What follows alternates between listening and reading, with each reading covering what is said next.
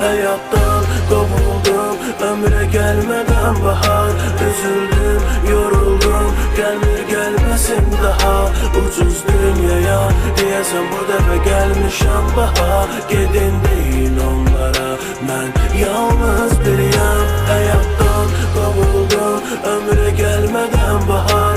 Üzüldüm, yoruldum, gelmir gelmesin daha ucuz dünyaya. Diyesen bu defa gelmişəm bahar. Gedin deyin onlara, mən yalnız biriyəm. Neçə doğma bildiğin adamın haqqını yiyərək lal olmusan. Neçə dostun üçün dağ edin, indisə dağlara yağan o qar olmusan. Yoxluq içində yox olmusan, varlıq olanda da var olmusan. Soruşsaz deyər bəlkə də sevgilin içində vəfasız yar olmusan. Neyse dostum, ümid edirdin ki bir gün gələcək. Hardan biləsən yaşadığın həyat gülən üzünü bir də güldürməyəcək. Hər şeyi özünə etiraf etsən də içindəki alovu söndürməyəcək. İntihar eləməyə cəhd eləsən də öldürməyən həyat öldürməyəcək. Hayattan kovuldum, ömre gelmeden bahar. Üzüldüm, yoruldum, gelmir gelmesin daha ucuz dünyaya. Diyesen bu defa gelmişəm bahar. Gedin deyin onlara, mən yalnız biriyəm. Hayattan kovuldum, ömre gelmeden bahar. Üzüldüm, yoruldum, gelmir gelmesin daha ucuz dünyaya. Diyesen bu defa gelmişəm bahar. Gedin deyin onlara, mən yalnız biriyəm.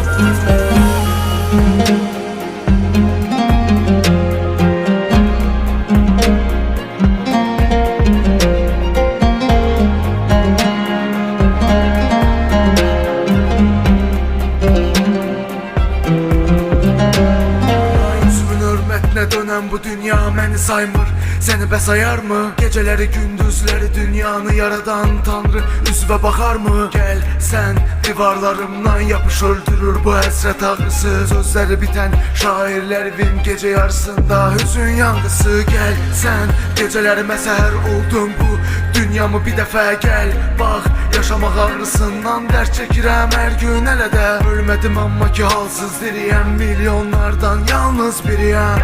Mən yalnız biriyəm, mən yalnız biriyəm.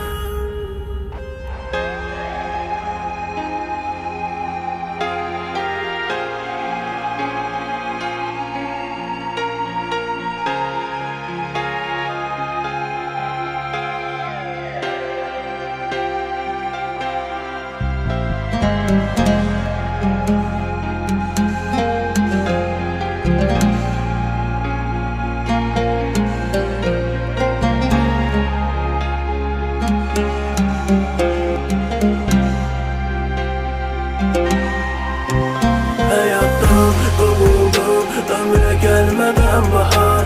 Üzüldüm, yoruldum, gelmir gelmesin daha ucuz dünyaya.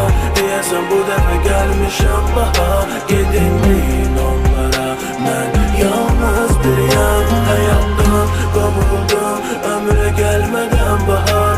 Üzüldüm, yoruldum, gelmir gelmesin daha ucuz dünyaya. Diyesen bu defa gelmişəm bahar.